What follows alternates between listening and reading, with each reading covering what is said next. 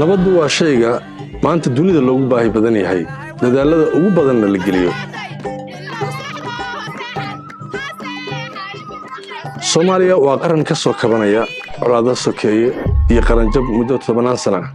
sida awgeed doonista iyo dhisidda nabaddu waa ajenda qaran oo asaasi ah xarunta horumarinta cilmi baarista ee Puntland ee loo garan og yahay PDRC waxa ay hindistay madasha shirnabadeed sanadlaha shirkii koowaad ee nabadda ayaa garowa ka dhacay sanadkii hore 2023 bishan September ee aynu ku jirno iyana waxa qabsoomi doona hadii Rabbi idmo shir sanadeedkii labaad ee nabadda nuxurka iyo ahdaafta shir sanadeedka nabaddu waa 1 baarista fahmidda caqabadaha iyo dhisidda buundooyinka iyo xiriirada nabadda 2 ururinta kasmooyinka iyo aragtiyaha hagaya dadaalada nabadda 3 isla helidda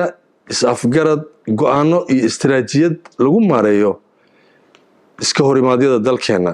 iyo halbeeg loo adeegsado xalinta khilaafaadka iyo dhisidda nabadda haddaba iyadoo halka laga ambaqaaday shirka sanadka labaad ee nabadda ee bishan dhacaya mowduuciisu waa doorka iyo muhiimadda warbaahintu kaga jirto dhismaha nabadda iyo horumarinta dadaalada nabadda shirka wuxuu fursad muhiim ah siinayaa aragtida suxufiyiinta hay'adaha warbaahinta nabad jirayaasha xeeldheerayaasha iyo cilmi-baarayaasha nabadda xudunta shirka labaad ee nabaddu waa soo bandhigidda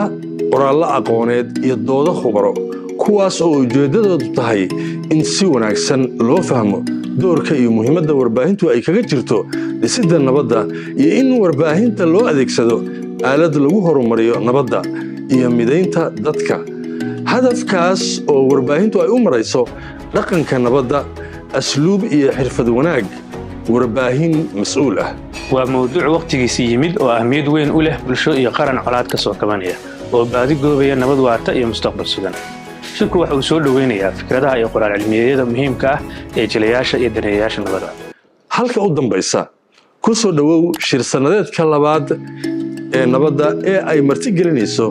PDRC madashu waa garowe